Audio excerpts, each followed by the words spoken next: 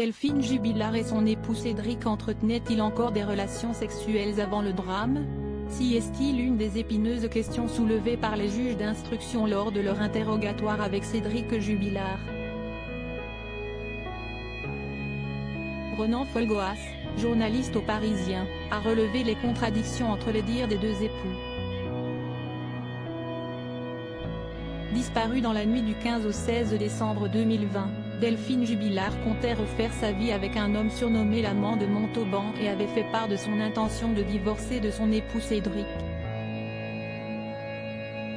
Mais qu'en était-il des relations amoureuses et plus particulièrement sexuelles entre l'infirmière d'Albi et son mari avant le drame?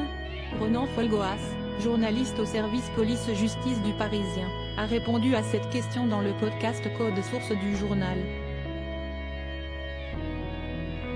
Cédric Jubilard prétend lui avoir maintenu une activité sexuelle très épisodique, ce qu'il reconnaît. À l'inverse, Delphine Jubilard, lorsqu'elle faisait état de sa vie intime, elle n'a relaté qu'une relation le jour de l'anniversaire de Cédric Jubilard, le 14 septembre 2020. Donc là, si est une contradiction, elle est posée sur la table. Considéré comme le suspect numéro 1 dans cette affaire, le peintre, plaquiste de 34 ans a été incarcéré depuis le 18 juin 2020 à la prison de Cesse près de Toulouse pour homicide par conjoint. Pourtant, l'homme ne cesse de clamer son innocence depuis la disparition de son épouse et ses avocats dénoncent une détention abusive alors qu'aucune preuve ne permettrait d'établir la responsabilité de leur client dans cette affaire. Placé à l'isolement, le papa de Louis et d'Elia, 7 ans et bientôt 2 ans, n'a droit à aucune visite, a récemment confié être au bord de l'épuisement psychologique.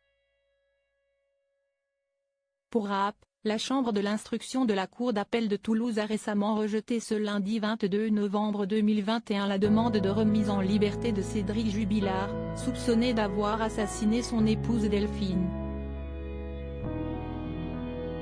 Si est certainement pour les besoins de l'enquête, il est maintenu en détention, a déclaré Alexandre Martin, un des avocats de Cédric Jubilard, à des journalistes.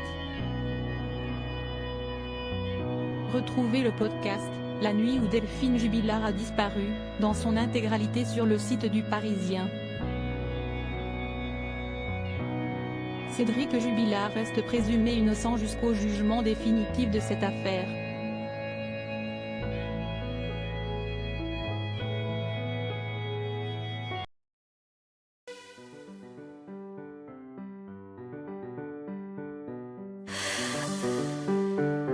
나